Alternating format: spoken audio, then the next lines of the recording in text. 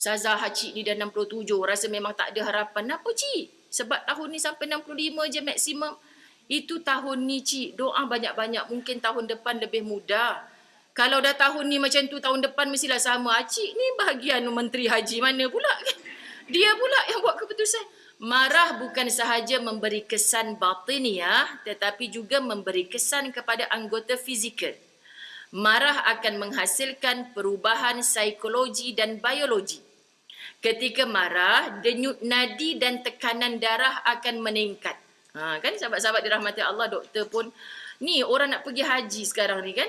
Hatta pagi tadi ada seorang dekat rumah saya tu lah, ustaz pergi beli kari pap lepas subuh. Yang Alhamdulillah abang tumpang gembira. Kenapa? Kan hari tu kakak yang jual kuih tu, dia cakap, ustaz tolonglah doakan suami saya. Ni dah kali ketiga dah ambil darah. Asyik bila nak jumpa doktor tu naik-naik. Padahal dia tak ada darah tinggi. Patut tak lepas. Nanti ustaz tolonglah doa. Kalau tidak tak dapatlah dia haji. Patut dia dah terbang hari tu lagi dah. Lepas tu, yang Kak Pah kata suami dia dapat pergi. Alhamdulillah kan. Terima kasih ustaz doa. Abang pun lupa abang doa ke tidak. Sabar je lah. Sebenarnya sahabat-sahabat dirahmati Allah, nak ceritanya, dia gemuruh kan mungkin masa tu. Dia gemuruh. Jadi kita masa dengar, ya Allah bangsiannya. Yelah tahu Kak Pah tu dah pergi. Mudah-mudahan suami dia dapat pergi. Mungkin masa tu Allah angkat doa kita, sahabat-sahabat dirahmati Allah, dan pasti dia minta doa tu bukan pada kita seorang, tapi kita tumpang gembira. Akhirnya ustaz pagi tadi dia cakap, suami saya dapat pergi. 2 Julai ini dia terbang. Allahu Akbar sahabat-sahabat. Sebab tahun ni kan, fasa kritikal. Jadi ibu-ibu jangan marah-marah dulu. Kan? Orang darah tinggi pun tak boleh pergi. Kecil manis pun tak boleh pergi. Kan? Sabar ibu-ibu. Mungkin tahun ni je. Ustazah Cik ni dah 67, rasa memang tak ada harapan. Kenapa Cik? Sebab tahun ni sampai 65 je maksimum. Itu tahun ni Cik, doa banyak-banyak. Mungkin tahun depan lebih mudah. Kalau dah tahun ni macam tu, tahun depan mestilah sama. Cik ni bahagian Menteri Haji mana pula kan? Dia pula yang buat keputusan. Saya ni dalam bab umrah bawa jemaah Cik, Masya Allah. Bulan 10 mula-mula buka tahun lepas tu, ustaz seorang je pergi. 8 orang je duduk dekat Masjid Quba tu. Dia kata bahagianya yang Masya Allah terang benderang sebab orang tak boleh bawa jemaah lagi. Ketika tu bulan 12 first bawa jemaah. Dengan segala i'tabarna, tawakalna, pergi mana-mana semua beratur, elok senang jaga ya. Ustaz kata senang jaga. Lepas tu bulan 1 dah elok-elok orang semangat nak pergi, dah kena halang pula kan. Tak boleh apa Omicron ke Omicron. Nak sebut pun tak kerti kan sahabat-sahabat. Lepas tu terhalang pula. Pergi bulan 3. 4 bas saya bawa bulan 3 tu. Masya Allah. Balik kami kena 6 jam dekat KLIA. Semata-mata nak kena pakai gelang benten. Ya Allah susahnya. Dah macam ni malas dah usah nak pergi umrah ke. Allah pilih pergi waktu ni besarnya pahala. Besar ban 6 jam KLIA ni. Ustaz pun yang mahal-mahal pun roti kat KLIA ni beli je lah dengan air mineral. Nak bagi kat jemaah kita ni lapar 6 jam kat situ. Maka Masya Allah, air mineral dan sepotong roti tu sangat mereka kenang sampai hari ni. Ingat lagi lapar-lapar kat KLIA, ustaz belikan. Bagus ayah kita ni kan. Sebab orang lain yang pakat beratur minta, mana dapat roti? Kita punya ayah lah beli. Ayah mana? Ustaz Azwan beli. Jadi maksudnya ketika itu orang kaya, orang miskin sangat mengharapkan sepotong roti dengan air mineral. Kami dalam kitab Al-Tahzan belajar itu dah cukup memberikan erti syukur yang begitu besar. Tapi bila ustazah pergi bulan akhir Ramadan, masuk awal Syawal, sebulan saya duduk, ya Allah bahagianya sahabat. Manusia ramai, hampir 4 juta orang ketika akhir Ramadan. Tetapi saya boleh bawa jemaah sampai 6 kali buat solat tasbih Masjidil Haram, Masjid Nabawi. Tak ada halangan apa-apa. Dah macam tak ada COVID langsung. Mereka langsung tak pakai mask dah. Masya Allah, kita je orang Malaysia pergi masjid pakai mask. Manusia lautan sesak ni pakai. Masya Allah nak cerita. Tapi peluang tu orang dah tak cerita pasal COVID dah. Raudah dah macam dulu-dulu balik. Ya Allah berperang dekat Raudah. Dah masing-masing. Ustazah kan bagus kalau macam bulan 12 hari tu beratur nak masuk Raudah. Walaupun tak semua dapat pergi dah. Nak balik ke zaman tu pula. Jadi sekarang haji 65 maksimum. Darah tinggi, kencing manis, BMI tak lulus pun tak boleh pergi. Masya Allah sahabat-sahabat dirahmati Allah. Jadi kita nak marah siapa? Terimalah, mungkin bukan rezeki aku tahun ni. Allah nak persiapkan aku lagi. Tahun depan sangka baik dengan Allah. Semakin cantik, semakin okey. Saudi pertama kali nak buka kepada dunia luar. Haji setelah 2 tahun COVID.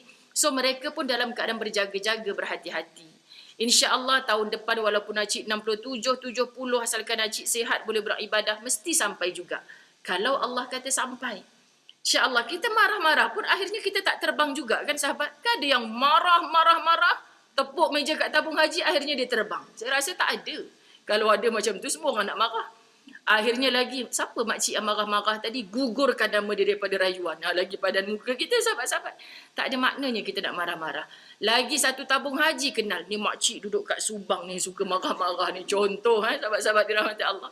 Tak ada makna. So, kawan kita terbang dapat pergi ni rezeki dia ya Allah. Semoga aku yang mendoakan satu hari nanti aku dijemput dalam keadaan sehat sebelum tarikh mati aku ya Allah. Amin. Diaminkan malaikat Allah. Doa yang baik ni untuk kamu juga. Bila malaikat dah aminkan doa yang baik itu, siapa yang nak menghijab daripada doa itu sampai kepada Allah? So jangan berdoa dalam marah-marah. Saudara nak pergi haji, pergi juga bawa kuih talam. Mak rasa tu kabel tu, dia pergi tu. Lah pula dah kan. Pergi hantar kuih kan main. Tapi mulut, mak rasa tu kabel tu. Ada anak dia kerja tabung haji kan. La ilaha illallah. Orang yang pergi ni sahabat cukup marah kalau kita kata dia pergi sebab kabel. Mana ada rayuan pergi naik-naik tangga tabung haji macam dulu Ustazah. Sekarang ni semua online. Bila kita online, macam mana kita nak cantas orang lain kan? Dia pun marah kalau kita kata macam tu. Jadi semua orang ada rezekinya, semua orang ada gilirannya. So jangan melibatkan penyakit kronik tu datang kerana kita suka marah-marah. Kerana marah akan memberi kesan kepada jantung, ginjal, paru-paru dan organ dalaman lain manusia. Kajian membuktikan pemarah mudah diserang penyakit darah tinggi. Jangan tanya pula kawan sebelah kau ada darah tinggi. Ada? Kau suka marah? Jangan. Sian orang tu. Lemah jantung, tekanan dan kemurungan. Okay? Ini penyakit yang biasa ada pada orang yang suka marah-marah. Ustazah bukan ahlinya.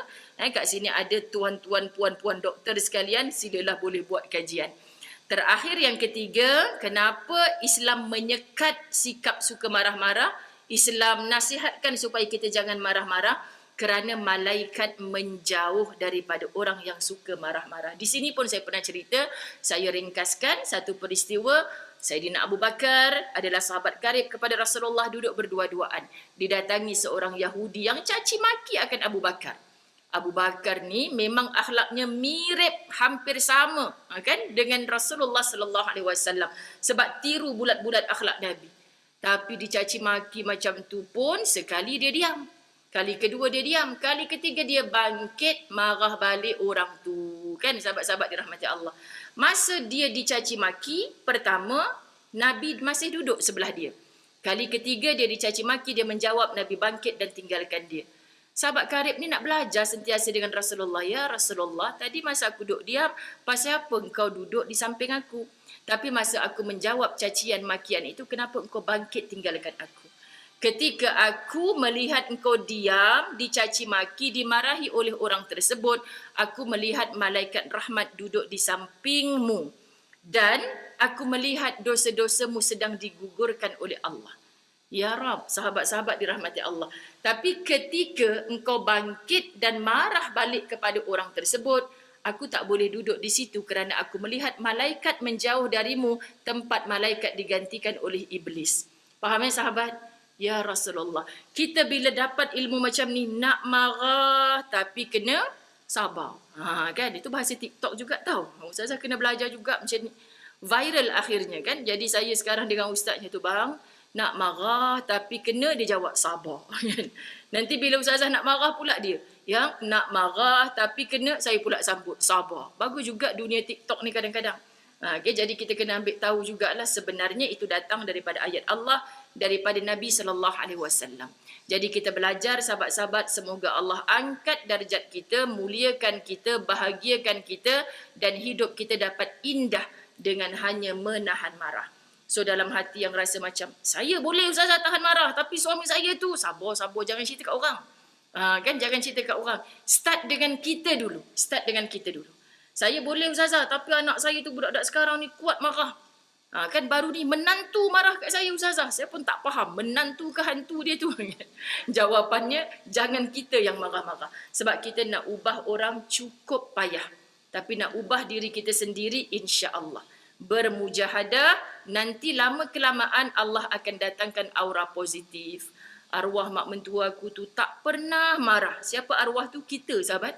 Kita, menantu kita sebut macam tu, insya-Allah, lalu dia yang marah-marah tu nanti akhirnya bertukar. Kan sampai mati tengok ramainya orang ziarah sebab dia tak pernah marah. Aku ni belajar insaf sungguhlah. Arwah dah dia. Dulu aku suka marah dia. Kan?